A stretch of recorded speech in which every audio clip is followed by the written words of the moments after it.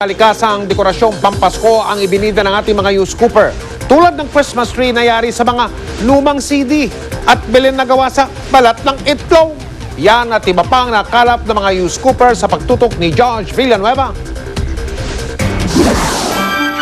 Eggshell ang naging pangunahing materyales ng Belen na ito sa Buklok, Abra. Ginuhitan ito ng mukha at inilagay sa mga dayami. Presto, may nativity scene na. Ipinadala ang mga litrato ni youth scooper Welma Delight Dalaway. Eco-friendly rin ang Christmas tree na ito sa Tayabas, Quezon. Yari ito sa mga lumang CD na ibinigay ng mga residente.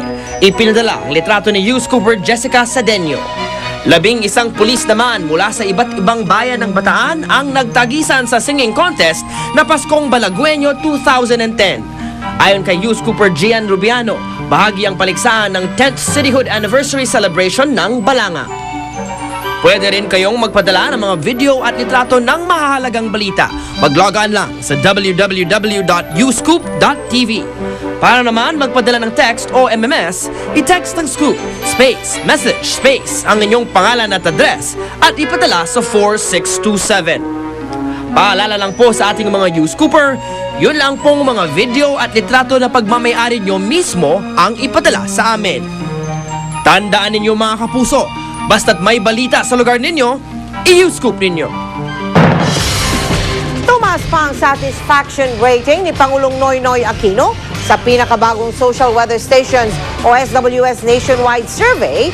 74% ang mga tinanong ang nagsabi na kontento sila sa ginagawang trabaho ng Pangulo.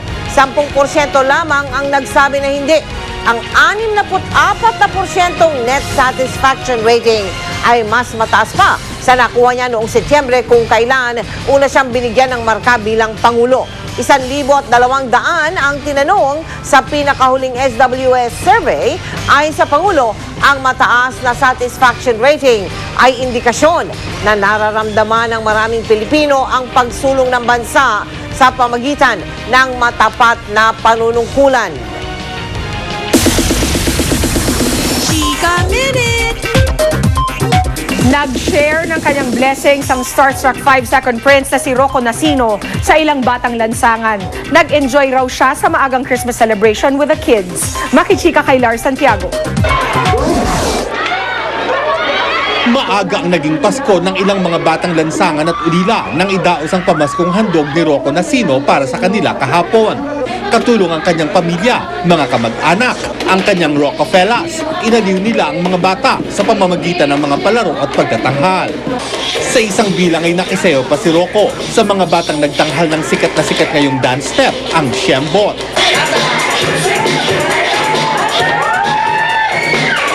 Naniniwala si Rocco na mas mapalad ang nagbibigay kaysa tumatanggap, kaya raw nagtatag siya ng Children's Outreach Program.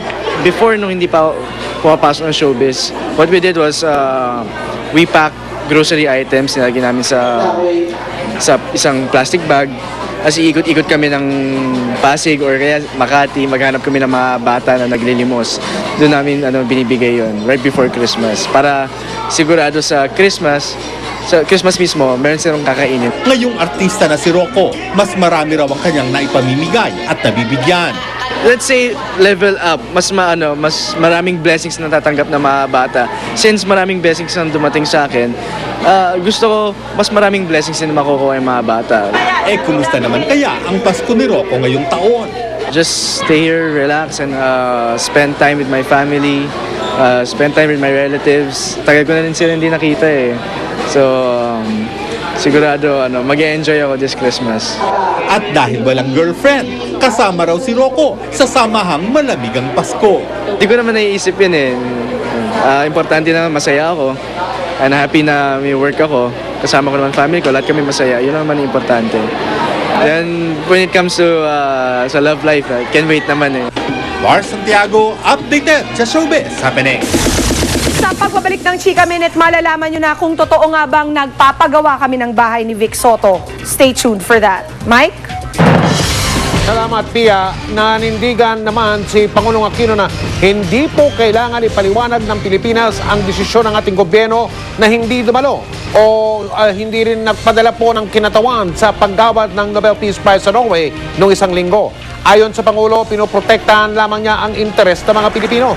Una nang binitikos ang pasya na yan ng gobyerno, ang Nobel Peace Prize awardee ngayong taong ito ay isang human rights activist ika nga na Chino, si Liu Xiaobo. Hindi ikinatuwa ng China ang pagpaparangal kay Xiaobo. Kaya tingin ng ilan, ang hindi pagdalo ng kinatawa ng Pilipinas sa Nobel Peace Prize sa seremonya po yan ay indikasyon o ibig sabihin na pinapanigan ng Pilipinas ang gobyerno ng China. Una nang sinabi ng ating Department of Foreign Affairs na may problema lamang sa schedule ang magiging kinatawan sana ng Pilipinas sa seremonya ng Nobel Peace Prize.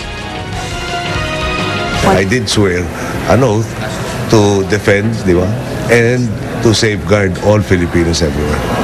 So, inuna ko yung Pilipinas. Siguro, kung kasalanan yun, ulit-ulitin ko yung kasalanan na yun. Abangan! Bahagi ng bubong ng isang stadium sa Amerika, bumigay!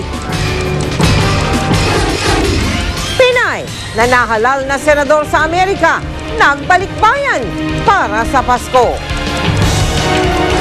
At 24 oras, highly commended sa Best News Program category ng Asian TV Awards. Walang pati na pagtutok dito sa 24 oras.